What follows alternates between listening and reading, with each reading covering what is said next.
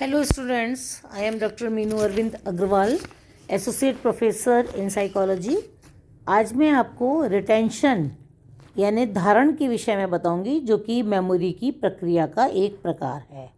Retention Woodworth तथा श्लासवर्ग के अनुसार धारण स्मृति की 4 प्रक्रियाओं में से एक प्रक्रिया है। ये 4 प्रक्रियाएं कौन कौन सी हैं? मेमोराइजिंग, रिटेंशन, रिकॉल और रिकॉग्निशन। आइजिंक के अनुसार धारण का अर्थ है what remains in the memory. डिएमेट्रो के अनुसार सीखी हुई सामग्री के संचय में कोई भी परिवर्तन जब समयांतर के कारण प्रभावित होता है तो उसे धारण कहते हैं। बहुधा देखा गया है कि सीखी हुई सामग्री के संचय में यह परिवर्तन कभी डिक्रीज के रूप में होता है, जिसे विस्मरण या फॉरगेटिंग कहते हैं।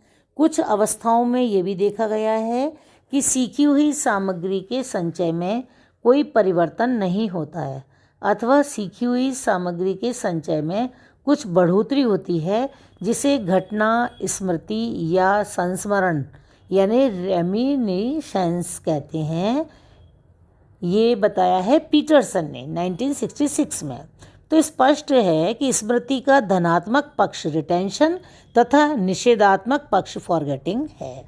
मनोवैज्ञानिकों का विचार है कि अधिगम की हुई सामग्री का मस्तिष्क में धारण स्मृति चिन्हों यानी मेमोरी ट्रेसेस के रूप में होता है। जब यह स्मृति चिन्ह क्षीण या समाप्त हो जाते हैं तो उसी रूप में धारण भी क्षीण या समाप्त हो जाता है। लैशले आदि मनोवैज्ञानिकों ने धारण का संबंध मस्तिष्क के अग्रभाग से बताया है। कुछ अन्य मनोवैज्ञानिकों के अनुसार इस प्रकार की शारीरिक प्रक्रिया न होकर मानसिक प्रक्रिया है। इन मनोवैज्ञानिकों का तर्क है कि धारण को अनेक मनोवैज्ञानिक कारक प्रभावित करते हैं।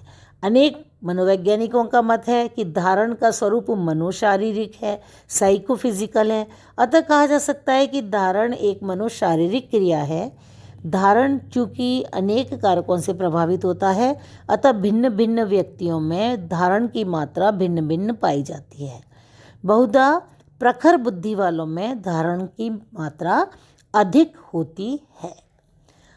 अब मैं आपको बताने जा रही हूँ धारण को प्रभावित करने वाले कारक। पहला नंबर है अधिगम विधियाँ। धारण को अधिगम विधियाँ भी प्रभावित करती हैं। किसी विषय सामग्री का धारण कितना होगा, यह इस बात पर निर्भर करता है कि प्रयोज्य किस अधिगम विधि द्वारा अधिगम कर रहा है। अधिगम वाले अध्याय में जो हमने आपको पहले समझाया था, वहाँ होल और पार्ट मेथड, मास्ड और डिस्ट्रीब्यूटेड मेथड बताई थी, जो कि धारण को भी प्रभावित करती हैं। दूसरा है अधिगम सामग्री का स्वरूप, नेचर ऑफ द मटेरियल। अधिगम की जाने वाली विषय सामग्री का धारण इस बात पर भी निर्भर करता है कि अधिगम सामग्री का स्वरूप क्या है।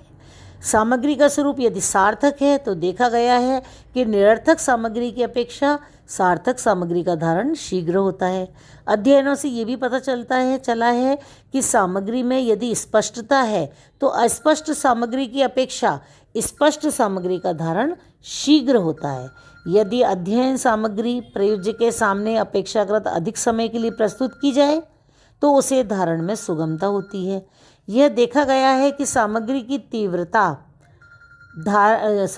तीव्रता भी धारण को प्रभावित करती है। सामग्री की तीव्रता जितनी अधिक होती है उतना ही धारण शीघ्र होता है। विषय सामग्री की नवीनता भी धारण को प्रभावित करती है।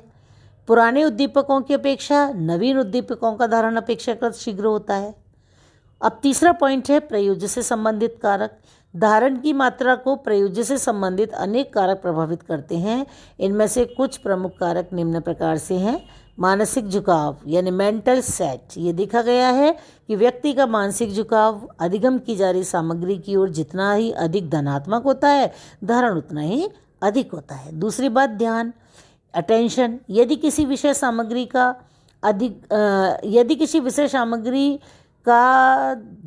की ओर ध्यान अधिक लगता है तो उसका अधिगम अधिक करता है, साथ ही उसमें धारण की मात्रा भी बढ़ जाती है।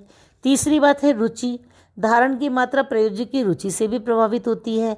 विषय सामग्री प्रयोज्य के लिए जितनी ही अधिक रुचिपूर्ण होती है, प्रयोज्य उस विषय सामग्री का अधिगम उतना ही अधिक करता है। फलस्वरूप धारण भी उतना ही अधिक होता है। चौथी बात, भावनाएं। भावनाएं भी धारण को प्रभावित करती हैं। भावनाएं मुख्यतः दो प्रकार की होती हैं, सुखद और दुखद। बहुधा देखा गया है कि व्यक्ति के अधिक सुखद और दुखद अनुभव व्यक्ति की स्मृति में स्मृति चिन्हों के रूप में अधिक दिनों तक बने रहते हैं। साधारण सुख और दुख के अनुभवों का धारण उतना स्थायी नहीं होता है। तो ये मैंने अभी आपको धारण को प्रभावित करने वाले कारक बताए। अब मैं आपको बताऊंगी धारण के प्रकार।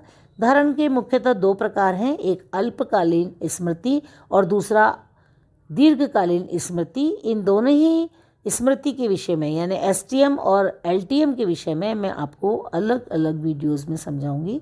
Thank you.